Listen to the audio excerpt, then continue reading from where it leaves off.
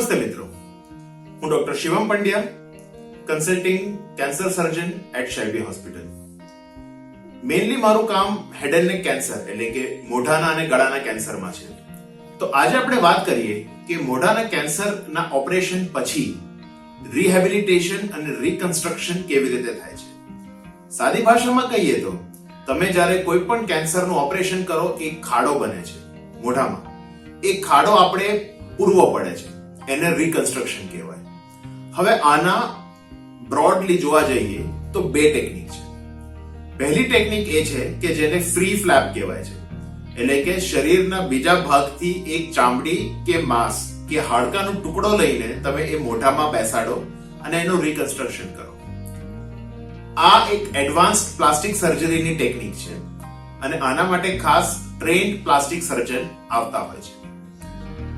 આની અંદર હાથથી કે થાપાથી કે પછી પગથી તમે ચામડી કે માંસ કે ચામડી, માંસ અને હાડકું એનો ટુકડો લઈને મોઢામાં મૂકી શકો છો અને ડિફેક્ટ ફરીથી બનાવી શકો છો.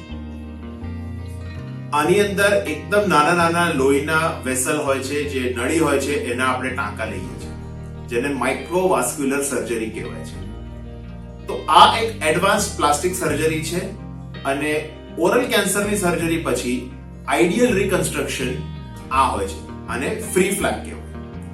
હવે બીજી વાત, બીજી કઈ રીતે આને કરી શકાય? તો બીજી એક રસ્તો છે કે તમે છાતી પરથી ચામડી અને માંસનો ટુકડો લઈને અંદર આપણે મોઢામાં મૂકીએ, કે જેને પેડિકલ્ડ ફ્લેપ કહેવાય. તો આ એક બીજો રસ્તો છે.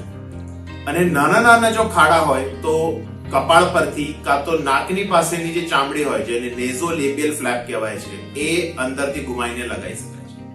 તો આ અલગ અલગ રિકન્સ્ટ્રક્શન ટેકનિક છે. આના સિવાય પણ ઘણા બધા છે.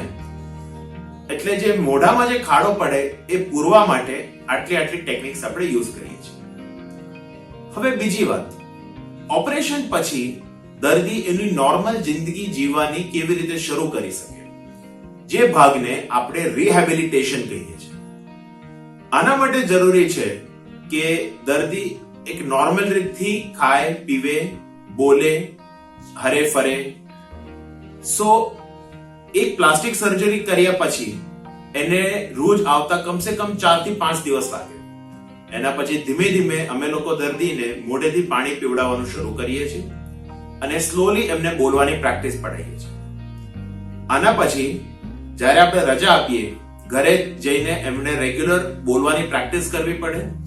આઈડિયલી એક સ્પીચ થેરેપિસ્ટ ને મળીને એમની સાથે આપણે બોલવાની પ્રેક્ટિસ શરૂ કરવી પડે.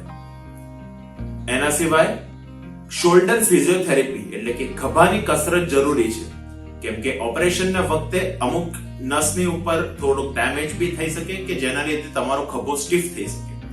તો શોલ્ડર ફિઝિયોથેરાપી, નેક ફિઝિયોથેરાપી ખૂબ જ જરૂરી છે. આવી રીતે ફિઝિયોથેરાપી અને સ્પીચ થેરેપીની સાથે દર્દી પોતાની નોર્મલ જીવન બહુ જલ્દી શરૂ કરી શકે છે. એક વાત યાદ રાખજો મિત્રો, કેન્સર એટલે કેન્સર નહીં. ધન્યવાદ.